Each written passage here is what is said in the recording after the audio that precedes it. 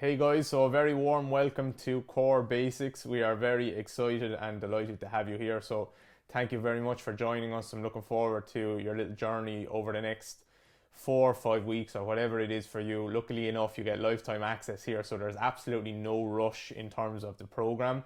You can take your time. I know a lot of you here have done lower body basics already, so you know how we like to do things. We'll definitely support you along the way. Make sure you ask questions in the Facebook group, all of those things. You're not alone on the journey. There's several other people, thousands of other people working on the journey with you. So please don't panic, don't rush into anything, don't feel like you're isolated. Always reach out, ask questions, and me and several other people will be able to help you. So that's the first thing, that's the most important thing, okay? It will look like there's a lot in this program, and there kind of is a lot, to be honest. We sat down and we thought about what is core, what do people think about when they think about the core, and it's a very hard question to answer actually, because everyone has a different interpretation of what is the core, and it's still I still don't really know what it is. But for me, I would consider a couple of guys here, so the rib cage and the pelvis, as a huge part of the core. Obviously we don't want the pelvis to fall over, but obviously all the muscles in between that. And to be honest, most people are training the core, and I think they're training it very, very poorly.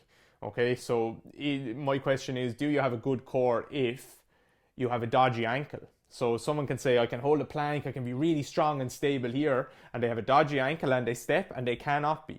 So do you have a good core if you have a dodgy ankle or a dodgy knee, or your brain feels like, I don't really want to put weight on that side, or my hip can't get into the position in the first place, and suddenly my core muscles can't even get into the position to be strong in the way that they need to be.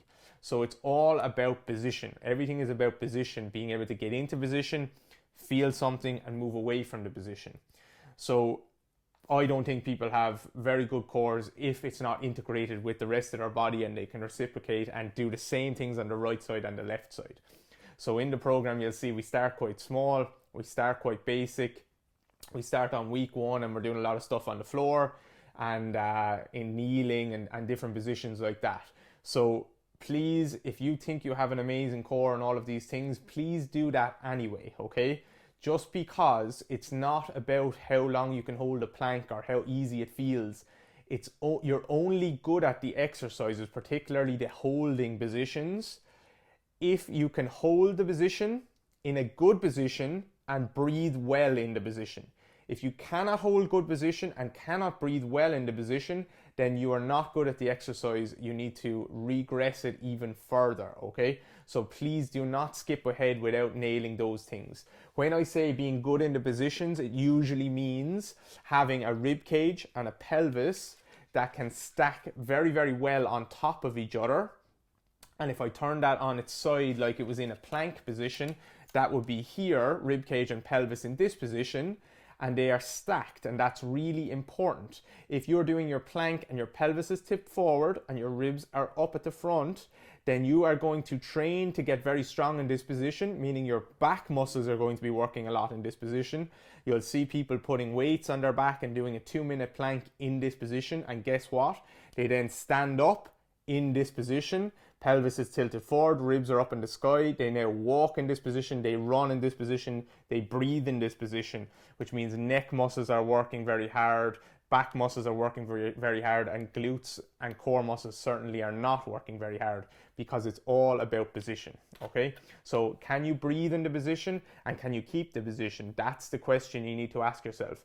There's a reason why we become a little bit more dynamic as we go out throughout the program. I have presumed that you have nailed the breathing and the position work in the beginning. Okay, so each workout you'll see that there's a little bit of medicine ball work in there. Don't panic if you don't have a medicine ball. Try and nail the position stuff first while you beg, borrow, or steal to get one from someone. A quick little note, our medicine ball that we're using in the videos is only 4 kilos, so really, really light. And if you're going to buy one, I would even think about buying lighter. So 2 kilos or 3 kilos would be really nice to start with. So you're going to see in the program that we have a day 1 and a day 3. They are 2 workout days. And then we have a day 2 and a day 4, and they are 2 kind of mobility, recovery, and breathing days. All of those days have a breathing aspect to start off with. Some of them have a reach at the very start of that. The most important thing to get right is that reach, I would say, okay? In the beginning at least, because if your shoulder blades and your middle and upper back are compressed, meaning that that area is very closed off, what that's going to do is it actually doesn't really matter how much core work you do if this area is closed off. Because if that area is closed and compressed, that's going to push the ribs forward at the front, which is also going to tip the pelvis forward at the front. So you'll see people who walk with a big anterior tilt, run with a big anterior tilt, and they're told to, not necessarily a bad thing, just it shows a lack of control, I would say. They're told to try and change that, but because that area at the back of the rib cage is so compressed all of the time, it's just pushing them there and their body has no choice.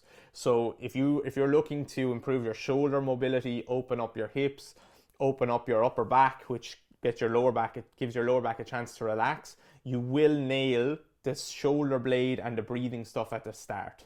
So number one thing, get them shoulder blades to open up away from the spine a little bit, give this area a bit of space and take it from this to this, which then allows us to be able to rotate on top of that. You cannot rotate with your shoulder blades squeezed down and back and your ribs at the back compressed like that.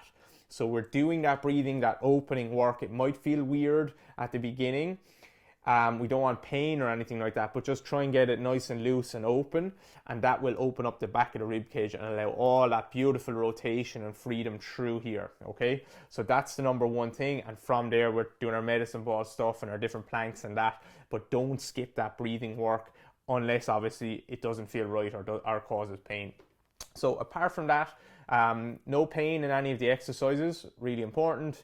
If an exercise doesn't feel right for you, leave it out. If you need to repeat a week, feel free to repeat a week. So if you feel like I'm not ready to move on to week 3, just repeat week 2 again. Or if there's a couple of exercises in week 3 you're not ready for, and you feel like I'm ready to move on, just keep a couple of exercises from week 2 and mix them in with week 3. Okay? And then progress on to week 4 when you're ready. And then you can repeat the whole cycle if you want, or you can repeat week 4 for a few more times if you want. It's really up to you, okay? The only thing I would ask is absolutely no pain for any of the exercises. You should feel like it's working, but not causing pain, okay? If you have any questions, feel free to reach out. I would absolutely love if you shared your program along, or shared your progress with the program as you were going along. Our business 100% relies and depends on people sharing their journey so that we can help more people and you can help your friends and all these other people along the way.